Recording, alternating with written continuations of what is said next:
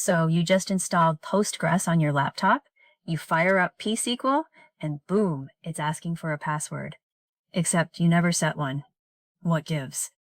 Yeah, I thought local installs just worked. They do, but only when you connect the right way.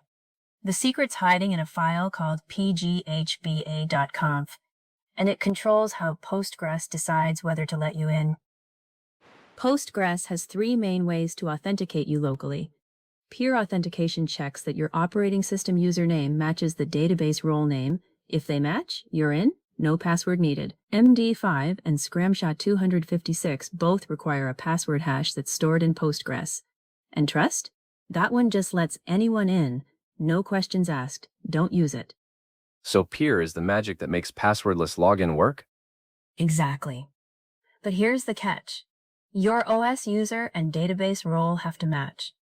When they don't, that's when you get that confusing password prompt. The pghba.conf file is basically a list of rules, checked top to bottom.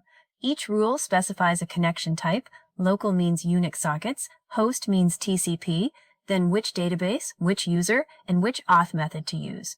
First match wins, so the order actually matters a lot. Default authentication methods can vary by distribution, but peer for local and MD5 or ScramShot256 for TCP are common. Here's the thing though, Postgres always creates a role called Postgres, but it doesn't automatically create a role for your OS username unless specified during initialization. So if I connect over TCP instead of a socket, it'll ask for a password even locally? Yep. And if you're logged in as Alice, but you try to connect to the Bobrel over a socket with peer auth, you'll just get rejected outright. No password prompt, just denied. Here's the classic scenario that trips everyone up. You're logged into your machine as Alice, you run psql mu postgres, and the pghba rule says use peer authentication. Postgres checks. Does OS user Alice match the database role specified in the connection attempt? Nope. So it just denies you. How do I fix it? You've got two options. Either switch your OS user to Postgres with sudo misu postgres psql, or create a database role that matches your OS username. Just run create role Alice with login index and make sure Alice has the necessary permissions to access your database. Once they match, peer auth works perfectly. Peer is fantastic for local dev work. No password to remember or type. You just make sure your OS user matches your DB role and you're done. But it's typically used over Unix sockets for local connections, so you generally can't use it for remote connections. Password methods like ScramShot256 work everywhere, local or remote, socket or TCP. But now you've got to manage credentials and store password hashes in Postgres. Which should I use? For local development on your own machine, peer is cleanest. For anything that touches a network, even local host over TCP, use ScramShot256 with strong passwords, and never ever use trust in production. That's just leaving the door wide open. By the way, my DBA's free health check scans your pghba.conf and flags risky settings like trust authentication or weak authentication methods and provides guidance on how to adjust your pghba.conf settings to fix it.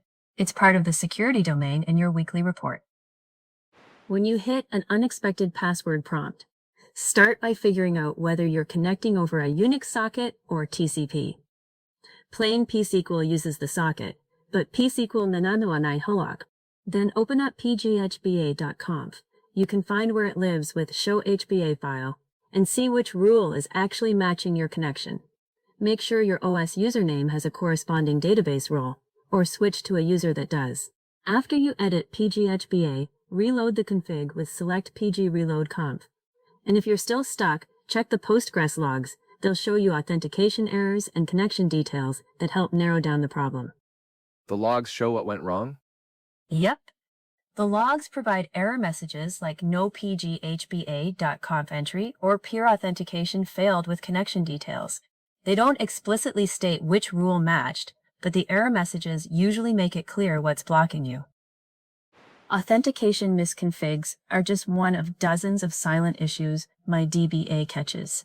Connect your database in a few minutes, and you'll get a comprehensive health report, graded across 16 domains, with findings like weak authentication methods, super user sprawl, and the exact fixes you need.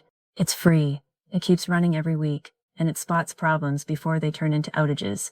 Grab your health check at mydba.dev.